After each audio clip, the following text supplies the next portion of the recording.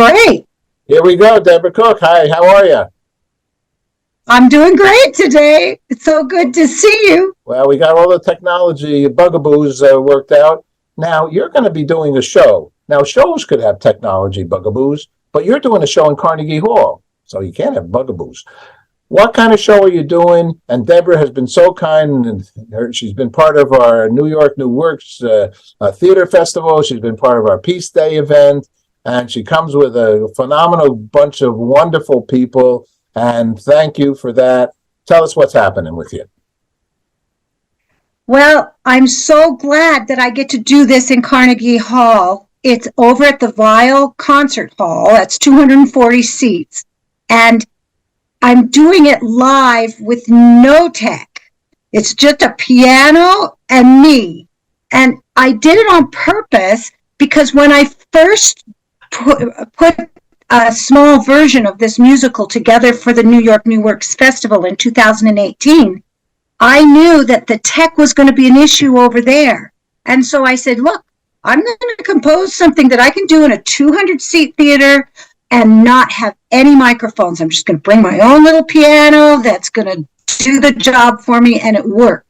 So I thought, I'm going to do that in Carnegie, too, this time. Yeah, but you had for your... And so Sorry, go on. Sorry. Go ahead. No, go on. And so you go. So after I did the small version of this musical called Jilted to Perfection over in the New York New Works Theater Festival run by Gene Fish, I was able to expand it into a full musical. And so I've been kind of tooling around with that, especially during COVID when we couldn't do anything much except some Zoom work, and have this full musical now that's basically a one-woman show. And so my goal with it... Yeah, all right, go on. Oh, and my goal with it is to be able to see if we can get a real famous musical theater star that would attach herself to this as a cherry role and have it just move a little further on down the road. I recollect you had a superstar, and that superstar might have been your daughter or some relative, but a younging that was off the charts phenomenal. Who was that? That was little Mackenzie Mitchell. And Mackenzie is actually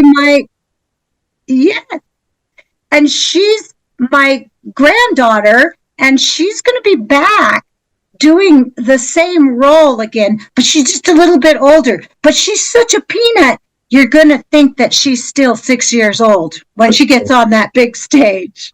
When she came out there, now you though, so are you telling me, are you bringing, as they call it, the whole ensemble? I mean, you had 76 people. I know. I had a lot of people there. Well, it's like the reviewer said, Viagas, when he reviewed it. He said, there's a surprise ending, but it was so fabulous. I'm not going to tell you what's happening because I don't want to spoil the surprise. Oh, it's a different surprise than before? Well, it doesn't matter. Either way, it's a great show. I was so enamored with it that I asked you to come on to the stage in Times Square. And you performed because you guys are so talented and you're such a happy person, and everybody associated with you are just so kind and loving and caring. Why are you so happy? It's like the musical talks about. The musical is really about an autobiographical relationship between Fred Cook and Debra. And Fred would always say, make a positive choice. Positive choices are powerful. And if you make a poor choice, you can learn from it. All right, let me ask you a question. What is the piece for you? We're into peace. The piece for me is a beautiful way of talking about people who society sees as flawed. A Mormon falls for a Scientologist.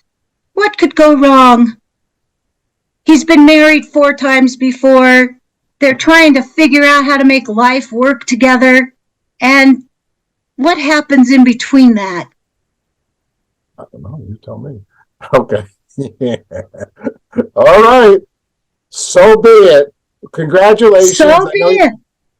You're coming to New York. I'm going to do all I can to get to see you and your husband and get together. So I'm happy we got this few moments in bliss of technology to speak, because you're way up in the woods outside of Park City, is it called?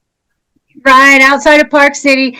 I have a business in Park City and moved out here to the country. Park City's getting a little too crowded, so came out here, and it gives me a place to write the music. I've got 13 original songs in the piece, and I think you guys are going to like them because they're all very different, one from another. You're one talented woman. Congratulations. Thank you so much, Debra. Thanks so much, Paul. You have a website? You have a website? Yeah, it's www.jilted2perfection.com. So Jilted to Perfection is sort of the theme, right? We have jilts and things that happen, but they all kind of refine us in the end, don't they? They sure do. I try to jilt myself every day. All right. Thanks a lot. Thanks, Paul. Talk to you soon. Okay.